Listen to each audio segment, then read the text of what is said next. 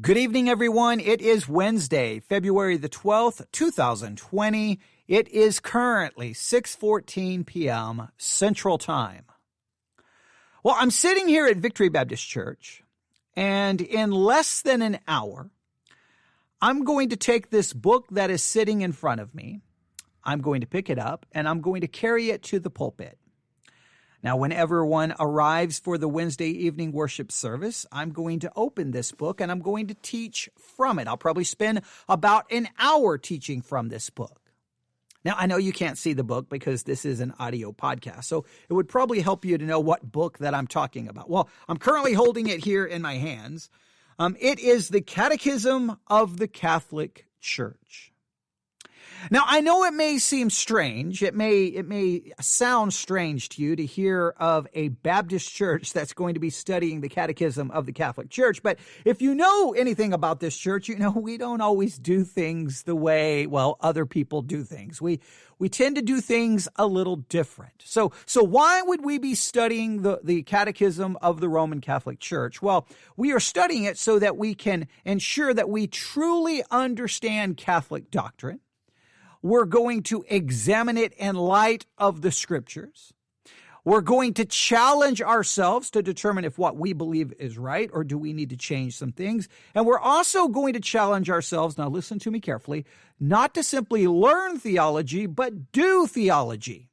See, if you're in the process of learning theology, then you typically are learning a systematic theology that agrees with the doctrine of your church.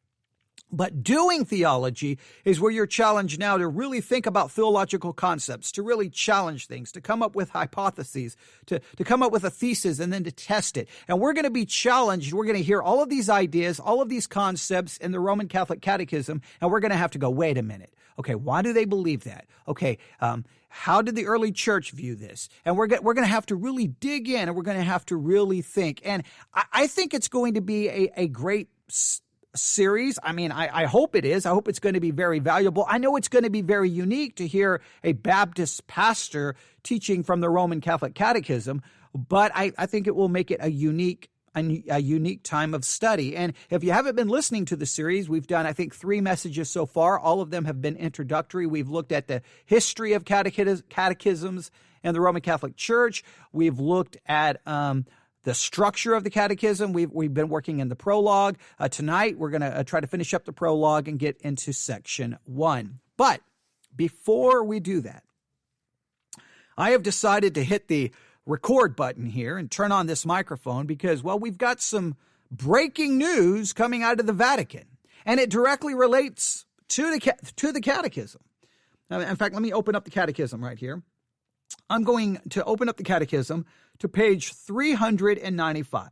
Page 395, and I'm looking at paragraph 1579. So page 395 in the Roman Catholic Catechism.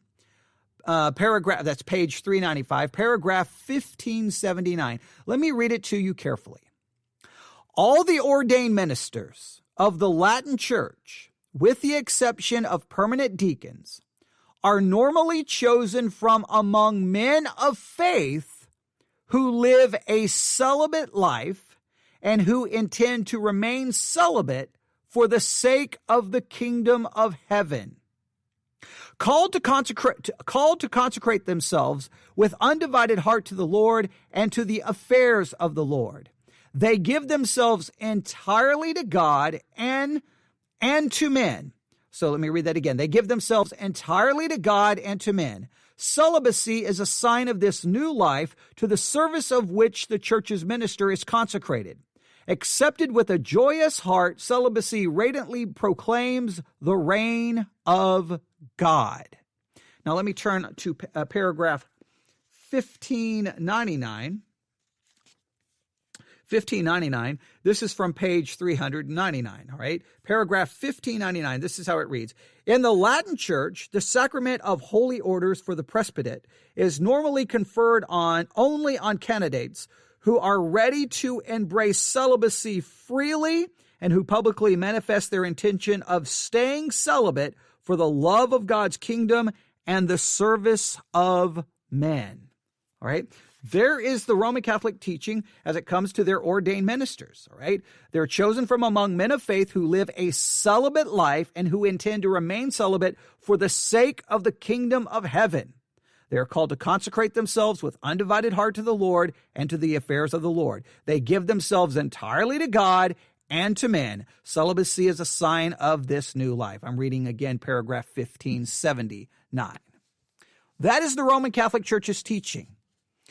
Their ordained ministers are to live a celibate life. They do this to consecrate themselves to the things of God, to God, to do this so they can serve the church, serve their fellow man. This is a very important teaching in Roman Catholicism. Now, we could argue that it hasn't always been the teaching of the early church, and there came a time in church history where this idea of celibacy was placed upon upon the priest, and that's what they had to do. And we could get to what is referred to sometimes in church history.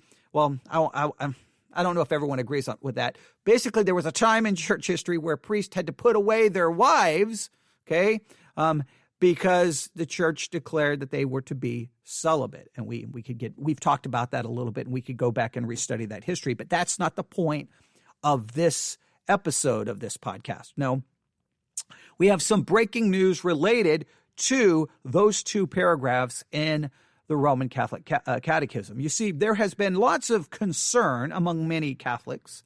There's been much discussion and debate that Pope Francis could possibly change those rules of celibacy, at least for priests in the Amazon region, because the Amazon region right now is under a great shortage of priests. And so there was this concern that Pope Francis was going to allow them to not enforce this rule of celibacy, that they could find priests who are not celibate, who are married, and that this would ultimately be the first step in completely changing the entire Roman Catholic teaching on celibacy for the priest. There was lots of discussion about this. It was all over, especially if you follow Catholic news. It's been talked about and talked about and talked about. Well, today, Pope Francis has kind of issued his statement.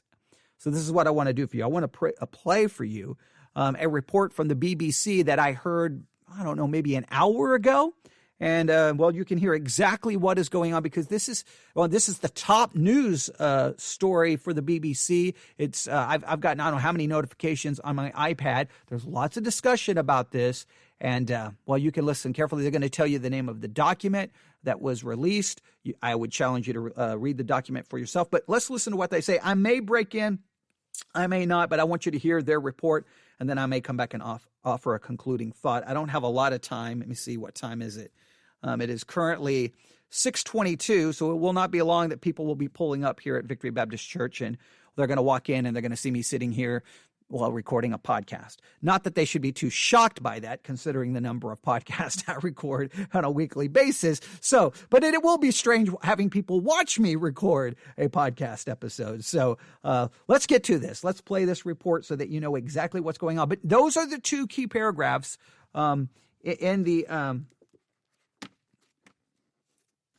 the Catechism. Let me give you those paragraphs again, because I think it's important. I think the first one is 1579 on page 395, and the other one is paragraph 1599 on page 399. All right. So you may want to just have those paragraphs down because that's the context here for this report and why it's so big, because I think there was a lot of people saying, hey, this is going to change. This is going to change, but it doesn't appear that it's going to. So here we go. You listen, and you'll have an idea of what's going on.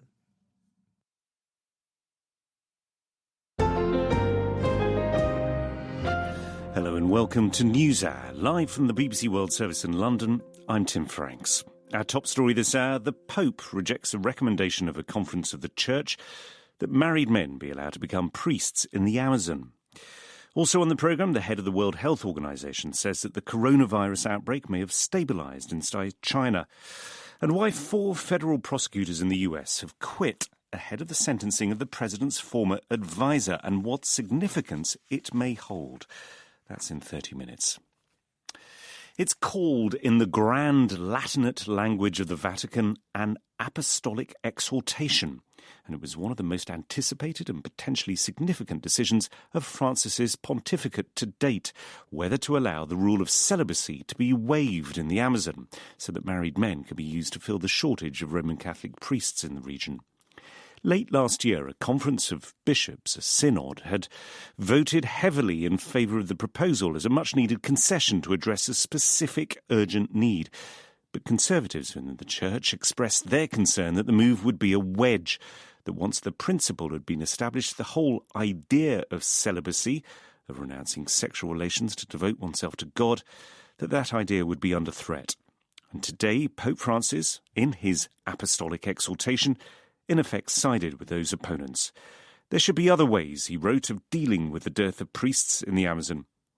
Mauricio Lopez is co-founder of the Amazonian Catholic Church network REPAM. He's based in the small town of Puyo in Ecuador, on the doorstep of the Amazon. What's his reaction to that decision? To be honest, I think the quality of the discernment and the discussions and the voices from the people, not only the bishops and priests, but also the indigenous communities, we felt that there was this momentum, but it was probably the pressure from outside and the implications of this decision to the worldwide scope of the church, which probably put the Pope in a very difficult position. There was some frustration. It would be very good to have access to the sacraments only priests can provide, but it's more about the actual presence, even if it's a different kind of presence, because we know eventually we'll get to the point where married men will be ordained. Otherwise, we'll be lost, or we just have to be honest with those communities and see them go and say goodbye, because we cannot provide any type of proper pastoral care. Okay, so change is coming, but it just may take a little bit longer than you had wished. In terms of what the document has to say about the ecological disaster in the Amazon, from what I understand, in the document that was agreed at the synod, at the meeting of bishops and others at the end of last year, what's happening in the Amazon, the deforestation, the stripping of resources, is referred to as a sin, with all that means in the church. The Pope does not refer to this as a sin. He says he's very unhappy about it, but he doesn't use that word. Do you feel that maybe he has watered down his language a little bit? Well, I think he's trying to offer a platform in which all of the universal Catholic Church can feel part of. Otherwise, we would be producing some type of splitting or division that could have a worse impact. Well, who would object? Who would object, do you think, within the Church to the idea that what's happening to the Amazon is anything other than awful? Well, certainly all of those who are voting for presidents who are just stripping down the Amazon and destroying it, and it's a large number of them. Wouldn't it be all the more powerful in that case, Mauricio, if the Pope were to take a very strong stand on this? Well, I think if we read most of the reflections that he's provided in this area, there is no doubt about it. He says, I present to you the document. This is very important. You need to take it on. And then I invite you to find ways as a local church, the Amazon Church, to push that forward. And then he decides to go into a more general, universal approach. Everyone in the Catholic Church can feel part of. Mauricio Lopez, the co-founder of the Amazonian Catholic Church network, REPAM. Is there a broader context then for the Pope's decision, a sense that he's caught between opposing forces in the Church and keen to avoid anything which might prompt a schism? Austin Ivory is a Catholic writer who's written, among other books, a biography of Pope Francis.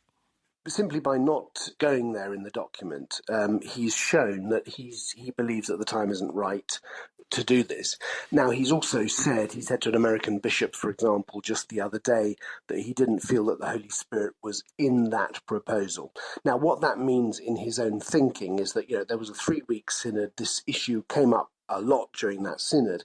And rather than there being a consensus emerging, which to him would have been a sign, if you like, of the Holy Spirit, there would have been a sign that this was an issue that could be that they needed to move forward from, the opposite happened. People actually grew more divided and entrenched. And a lot of the cardinals who are actually very close to him, who are, not conservative or anything, but they said, look, this is a decision which is necessarily going to impact on the church worldwide. We have the gift of celibacy, which for these churchmen is very, very important. This can't be a decision simply made in this way. And I think so. That's Austin, if I could interrupt, I mean, you say there was no consensus. From what I understand, the synod voted, more than 2/3 of them voted in favour of there being a waiving of the rule of celibacy in this narrow case. That's right. But the synod isn't a parliament. It's not deliberative. It doesn't... Well, why was it convened in that case? Well, it was convened precisely to enable a discernment of this question. A synod is advisory. Those bishops gather, they discern together a big question. The Pope then takes that away, and it's the Pope who decides. So what he's done in this document is he simply hasn't gone there, and he's gone where he thinks the action is and where the church is being called to go, which is in ministries of lay people, and particularly women being given real authority and ministerial leadership roles in the Amazon. Up to a point, there's no question of the women, for example, becoming deacons. No, and then he makes very clear that, of course, what the women leaders of the Amazon really want, they don't want to be priests or deacons. They want their existing leadership roles to be recognised. And I mean, I was at the synod in Rome last October. There's some incredibly impressive missionary women who basically run the church's communities out there. I mean, well over 95% don't have a resident priest. They're run by lay people. And it's the women, actually, who are doing remarkable work. But the reason this debate has come up is because there is a pressing need, a sort of bureaucratic need, for there to be a change in the way, in the rules that allow people to become priests in the Amazon, because there is such a shortage, and sticking to the old rules could be ruinous for the church. But in a way, what the Pope's saying is that sticking to the old idea that you have to have, a priest, and that without a priest, the thing can't function, that's also a very narrow view. And it's all ultimately, not about a functional view of the church sort of having enough priests. It's actually about saving the Amazon. It's about saving the people, the land, and the animals of the Amazon from the exploitation, the destruction, and the suffering which is currently going on. For the Pope, this is a place where we're facing the apocalypse. There is a choice. Either we carry on the way we're doing, in which case it's destruction, not just of the place, but for the whole world. Austin Ivory, let's move outside the Vatican to... Well, there you have the report. I don't really know what to make of that report. They don't quote an actual section from the document. Now, I was looking at the document released by the Vatican. I was looking at it I had it saved. I don't have internet connection here. But I was looking at the document. It looks like it's 111 paragraphs. You've got the Latin name. Basically, it means beloved Amazon, I think is what it would translate into English. And when I was trying to skim the 111 paragraphs as fast as I could, and if you listen to that news report, kind of interesting. They just said he doesn't go there. He doesn't go there. But they didn't give us an actual statement in the document where he's like, hey, I reject this idea of overturning celibacy, that he just didn't go there yet. And it seems from at least that report, the implication is it will change. It's just not the time now. Will it or will it not change? I don't know. But I think the thing to take from this is this. Every church always has forces that seek to change its teaching.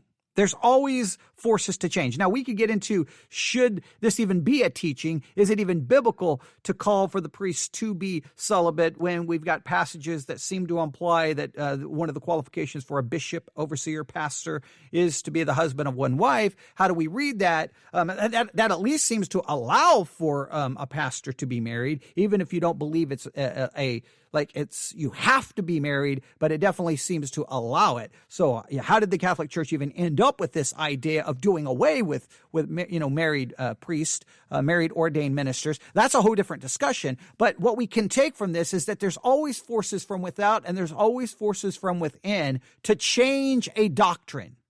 Now, if from our non-Catholic perspective, from a Protestant perspective, we should not change any doctrine unless we have good biblical reason to do so. In the Catholic Church, you can have, as long as you've got the right authority in place, certain things can be changed. What can be changed? What cannot be changed? That could be an interesting question about Catholicism in and of itself.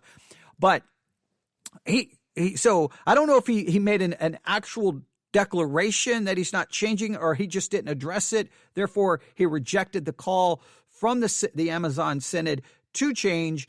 By not going there, then he rejected it.